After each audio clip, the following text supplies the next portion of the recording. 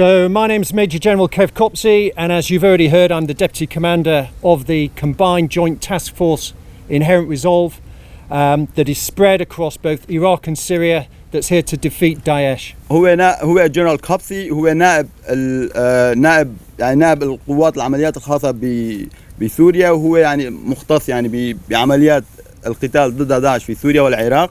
And today I feel humbled to be stood alongside our SDF partners, the Syrian Democratic Force partners, because together, through their efforts, through their commitment, through their sacrifice, is that we have seen the defeat of Daesh, not just here, but also in Iraq. طبعا أشعر بالتواضع أنني أقف مع المتحدث الرسمي باسم قوات سوريا الديمقراطية.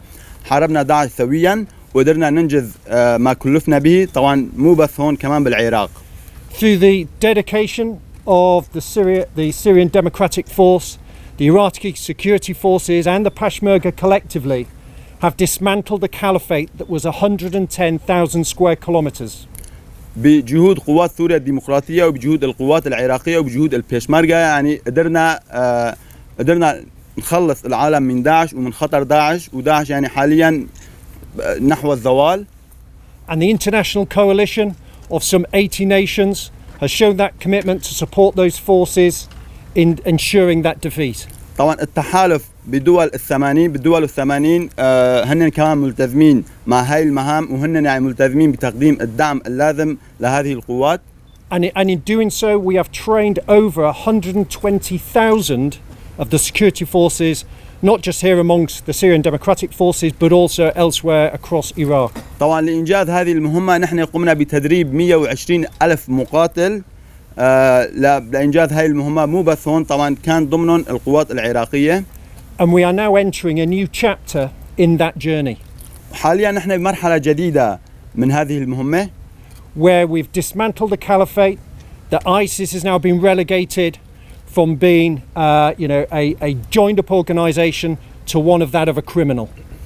نحن يعني تخلصنا من داعش، قدرنا يعني نحافظ على زوال داعش يعني نوعا ما من قوته الأرضية يعني من كدولة على الأرض يعني.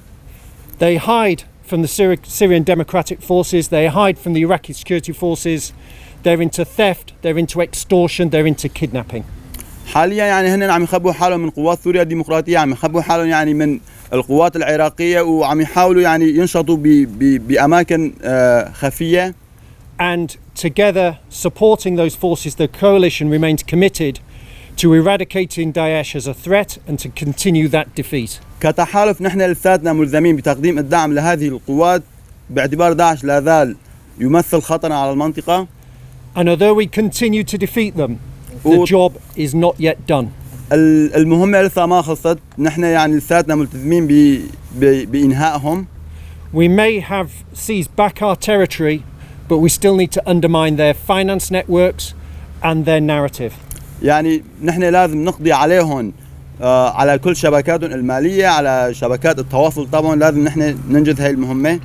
And the liberation of nearly 8 million population amongst both Syria and in Iraq is a testament to that narrative failing. طبعا يعني قدرنا نحرر 8 مليون شخص من خطر الدولة الإسلامية بالعراق وسوريا. And the commitment of both the Syrian Democratic Forces and also the Iraqi security forces and Peshmerga in bringing about a stable environment in these two regions. التزام قوات سوريا الديمقراطية والقوات العراقية والبيشمركة قدر يرجع التوازن والاستقرار لهذه المناطق. And the coalition remains committed to see that through. طبعا التحالف يعني هن ملتزمين بإنجاز هاي المهمة وهن بيشوفوا هالحقيقة. I'll just hand over to my spokesperson for the Syrian Democratic Forces, and then from there we can then take any questions that you may have. وحاليا راح أعطي الكلمة للمتحدث باسم قوات سوريا الديمقراطية كينو جابريل، وبعد إذا عندكم أي أسئلة نحن سعداء بالإجابة عليها. طبعا نحب نرحب فيكم جميعا أعضاء الفريق الإعلامي الموجود معنا هون، وباسمنا كمان وباسم قوات سوريا الديمقراطية نرحب بالميجر جنرال كوبسي، ونطلع لهاي الزيارة لتكون تعميق للعمل المشترك والجهود المشتركة والتضحيات المشتركة اللي عم يتم تقديمها من قبل التحالف الدولي قوات سوريا الديمقراطية لاستمرارنا بعملياتنا لتهزيم التنظيم داعش الإرهابي والاستمرار بالجهود المختلفة على جميع المجالات خارج المجال العسكري، سواء من الناحية السياسية أو الاقتصادية أو من خلال دعم المجتمعات التي تم تحريرها من داعش لاستمرارنا بهاي الجهود لضمان الهزيمة الكاملة والفعلية لداعش، ليس فقط من الناحية العسكرية ولكن من جميع النواحي الأخرى، ولضمان هزيمة داعش من الناحية الفكرية لقطع جميع الطرق التي يستعملها من أجل دعم عملياته من الناحية الاقتصادية أو غيرها. طبعا سوف يتم عقد لقاءات مختلفة واجتماعات مختلفة من أجل التباحث في جميع هذه الجهود التي يمكن القيام بها والتي سوف يتم تطبيقها خلال الفترة القادمة، سواء من ناحية المخيمات ومراكز الاعتقال التي تأوي حاليا أو يتم احتجاز أفراد داعش وعائلاتهم ضمنها، أو حتى من ناحية كما قلنا دعم البنية التحتية للمناطق المحررة لفتح المجال أمام السكان للعودة إلى حياتهم الطبيعية بشكل كامل.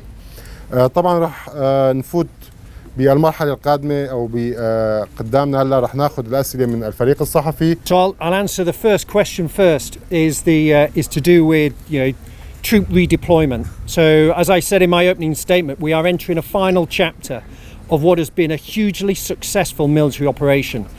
Over 80 nations. This is the largest global coalition that has shown political commitment to defeating Daesh.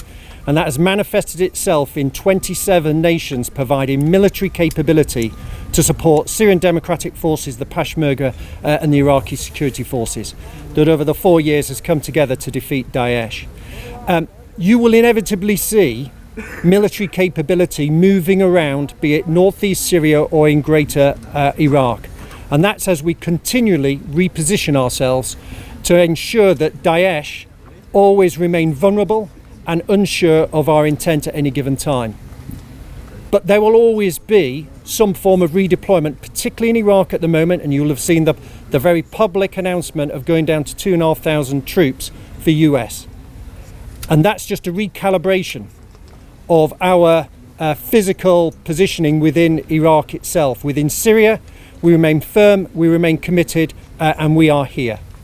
And that will stay in the immediate future until Daesh and the mission is completed.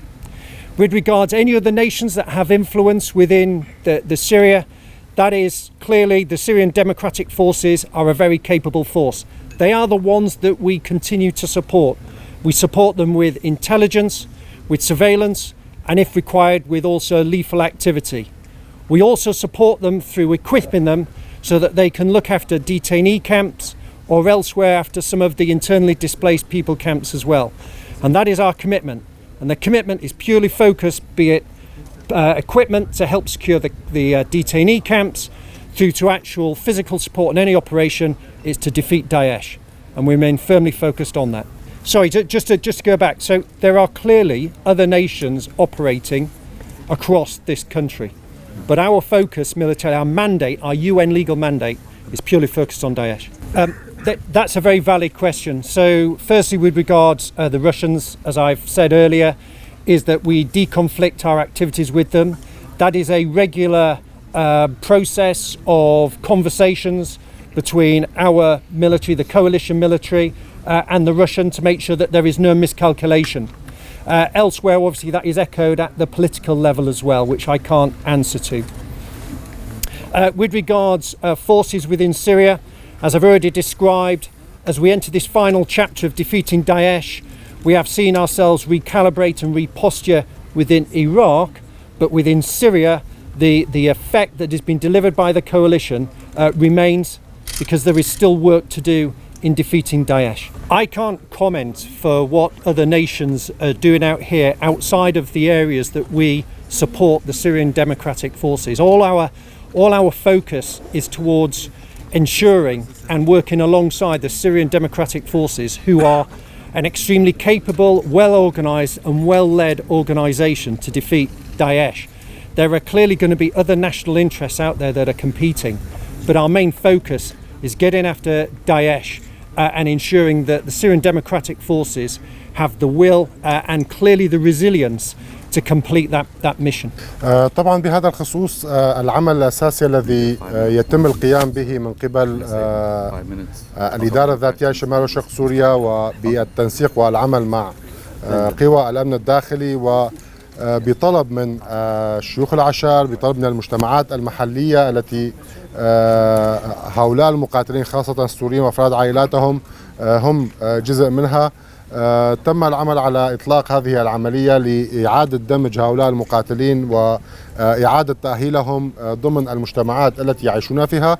طبعا هناك إجراءات مختلفة أعتقد سوف يتم القيام بها من ناحية المراقبة وجمع المعلومات حولها الأشخاص الذين سوف يتم إطلاق سراحهم بشكل تدريجي. وأعتقد بهذا الخصوص طبعا هناك حاجة للمجتمع الدولي بشكل أساسي المنظمات المدنية ومنظمات الأمم المتحدة للعمل على تقديم دعم في سبيل الجهود لإعادة تأهيل هؤلاء المقاتلين وأفراد عائلاتهم المتأثرين بفكر داعش والذين تم استخدامهم من قبل داعش. وهذه العمليات نحن بحاجة إلى المزيد من الخبرة، نحن بحاجة إلى برامج محددة وواضحة من ناحيتها لدعم هؤلاء الأفراد ودعم إعادة تأهيلهم ودمجهم ضمن مجتمعاتهم. طبعا يعطيكم العافية. طبعا رح ننهي المؤتمر الصحفي بالنسبة لنا اليوم.